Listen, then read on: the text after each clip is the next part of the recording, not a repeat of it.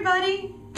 Sensei Victoria Whitfield here from victoriawhitfield.com for your weekly love letter. This week I was speaking to the spirits and asking, what do we need to know? And I heard in the energy that we need to talk about receiving guidance from spirit. There are different ways that you can receive guidance from spirit, and you don't necessarily have to be a natural born psychic to do so. In fact, we all receive a constant barrage of messages from spirit. You just have to have your eyes open. And that's what this video is about. So let's cover 3 ways in which we are all constantly receiving information from spirit. First way, and this is only 3 of many, so this is going to be very overview, so bear with me, but this is the bare bones to really get you going, okay? First way is in numbers. Particularly, let's focus on the time. If you ever looked at a clock and saw 11:11, ta-da! In that moment, you were receiving information from spirit. By the way, 11:11 means spiritual alignment in this moment, like when you're looking at the time. Because it's like 2 parallel lines, the sense of the 2 streams of reality, the divine and the mundane being in alignment. So when you see the time and it's repetitive, like a palindrome, it reads the same way, going both ways, or has repetitive numbers, that is spirit sending you a message in the numbers. A great resource for working with numbers is, Doreen Virtue's Angel Numbers 101 is a good one.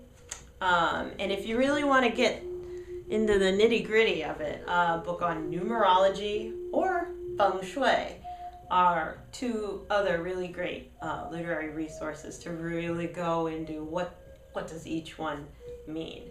But briefly, seeing a 0 is a circle, and that is unity and openness. 1 is individuality, independence, and knowing yourself. 2 represents relationships and how we interact with each other, as well as duality. Think yin and yang, duality in life. There's always 2 sides to the coin. 3 represents spirit, such as God, or ascended masters, the presence of spirit, the Holy Spirit, whatever you vibrate with, the great spirit of the sky. So that's what 3 represents. 4 has a double meaning.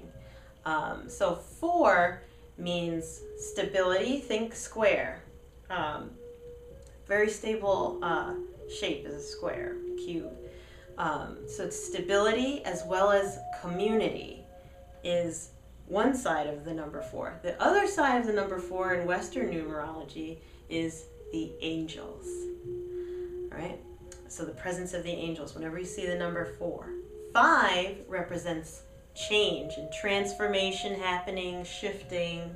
Can be a little bit hairy because the energy's moving, something's changing.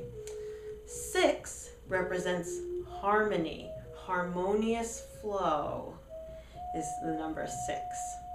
7 is not only lucky number 7, but it also represents intellectual pursuits, as well as the study of science, but also spiritual science, such as metaphysics, that introverted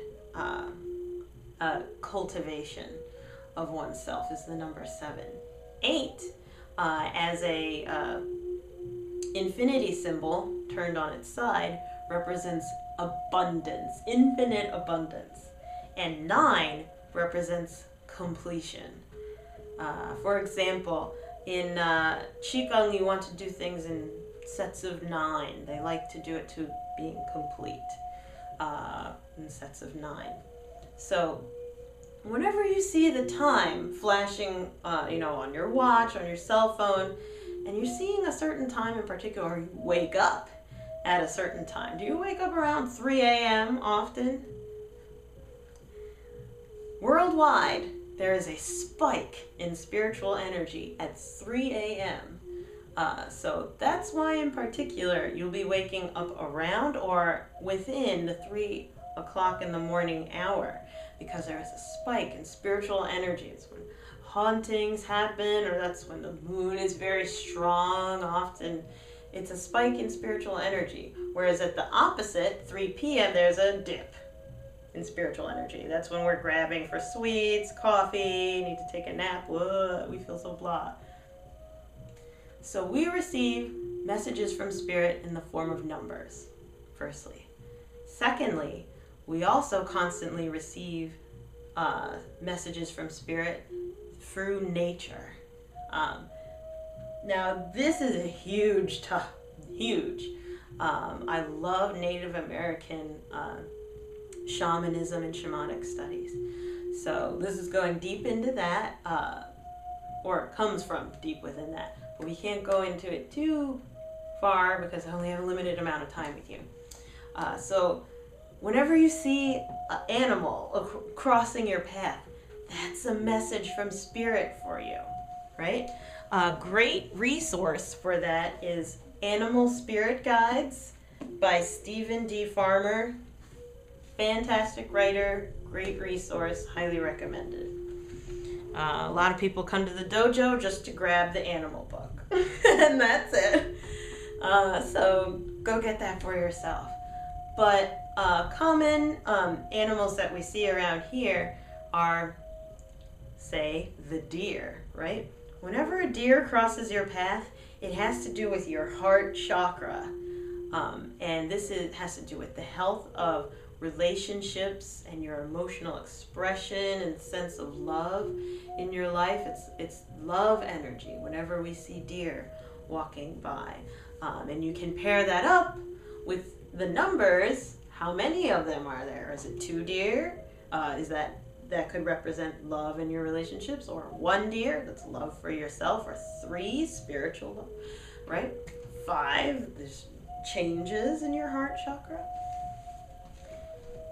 Dogs represent loyalty, extroversion, and friendship. So dogs being in your path, and they also represent protection. So loyalty, protection, and that extroverted, playful nature.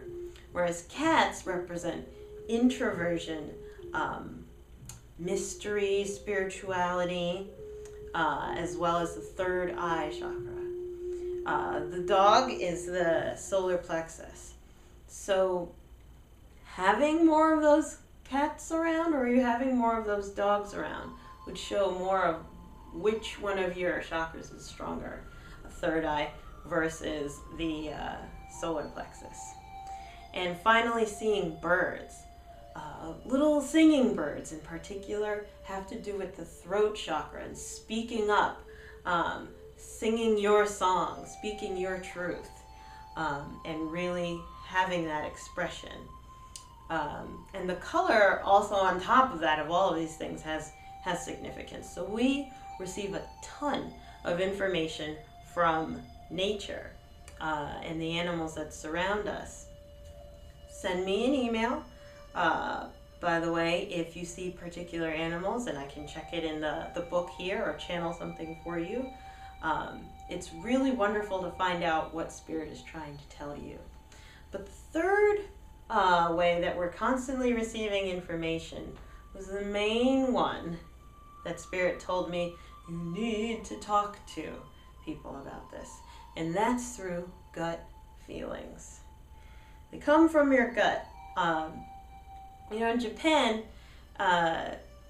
they believe that everyone's truth is in their gut, whereas we think it's in your head, where you think and where your personality is. For them, it's down in the gut. That's why on the Grimm side, if they need to prove themselves, they will open their belly, so to show that there's nothing untrue in there.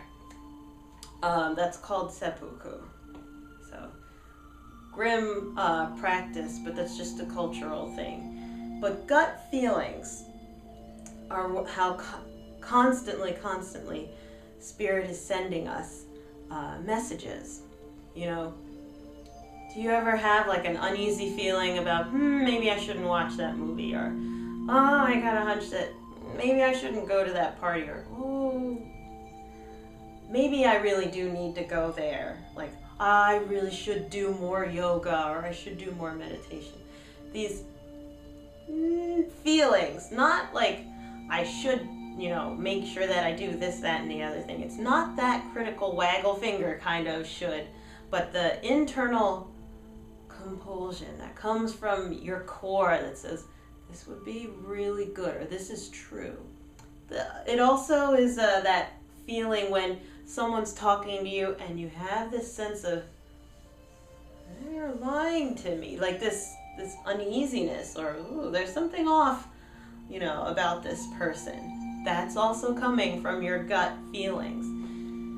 So the thing is, the first two are external, and we receive a constant barrage of information externally, only from numbers and animals. We didn't cover all the rest of the stuff. But the third one is internal.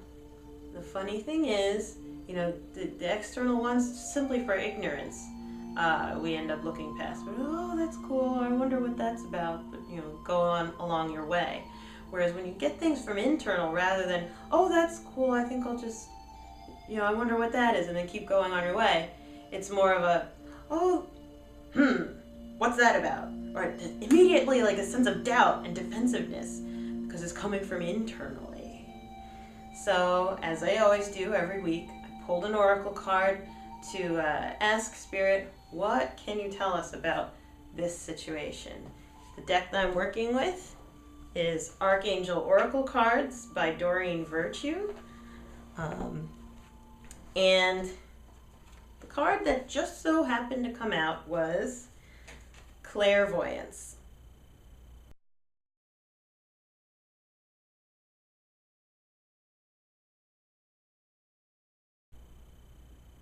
And it has a picture of Archangel Ratziel, who is saying to us, I am helping your spiritual sight to awaken fully so you can clearly see heavenly love.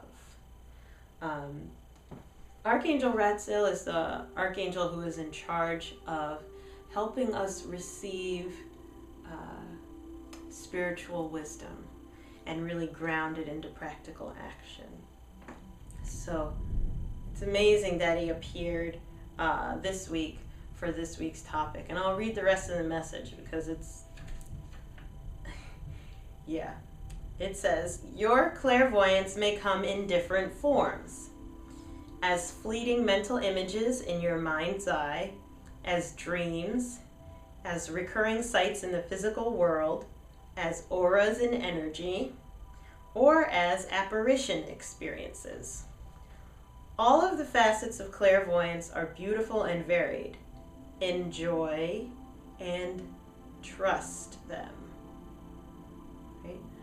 Hold the intention of seeing only love, and that is what you'll see. The gut feelings are planted in every human being. You don't have to be born some special freak of nature, a psychic person, to receive information from this internal way. We are all born this way, actually. But in particular, the reason why we're all born with gut feelings is to work on trust. Some people are afraid, perhaps this is you, afraid of what you'll see. What if I'm right? Or what if I'm wrong? Fear of success, fear of failure. It runs the gamut in life. But in particular, we're talking about the gut feelings that we get. Spirit has put them in us, though, not only to talk to us and give us guidance in life. It's the original GPS. okay? But in particular, to teach us how to trust. If you want to work on trusting and really honing your gut feelings, it's hard. It's harder if you try to trust yourself, because that means you're looking at your ego, your little me, who is full of imperfection and critique and always has something to say, like, oh, I have an instinct, maybe I should go left instead of right. Ego pops up and says, why are you going to go left? You never go left. You know, you're probably going to die if you do that. No one's going to like you. You're going to be fat and you're going to go broke. Anything will come up, right? Right? So when you're cultivating gut instincts and really wanting to listen, you're sick and tired of not listening because you're always right. Hindsight is 20/20, honey. And as you look back, you're like, wow, I saw that before it happened. Why didn't I think to do da-da-da? You know, I had a feeling I should have brought my sunglasses, and now I'm driving down the parkway and I'm squinting and my head hurts, and I'm like, oh, why did I do that? I knew I was supposed. Yes, that like happens to me. Happens to me. We're all human. But what you want to do if you want to cultivate listening to that is simply this. Rather than saying, I feel that, I'm going to go, or I guess I'm going to go with that. Making it about you, I. It's like, no. I feel you. Bring it out, bring it up. Okay? Gut feelings. Bring it out of you and bring it up above you. I feel you. And I trust you. Trust in spirit first. If you can't get a handle on yourself, if you're a normal human being, for some reason, we just don't really trust ourselves. But it's easier to begin by trusting, if it's God, Spirit, the angels, Kuan Yin, Buddha, you know, your grandma. You know, I hear you, Grandma, so I'm going to go with what you said. Externalize it. Bring it out and bring it up. Okay? So that you can really ground those signs that you're receiving from spirit in your body, as well as externally through the numbers and through animals, as well as other ways. The best way, though, to hone your ability to receive spiritual guidance is through one-on-one Reiki sessions, because we can really look at what your affinities are and help you to realize what your strengths are and build on those, rather than feeling like you're limited only by your weaknesses in this area. You know, don't envy other people just because, you know, they're the Long Island medium and they wear their hair up to the ceiling.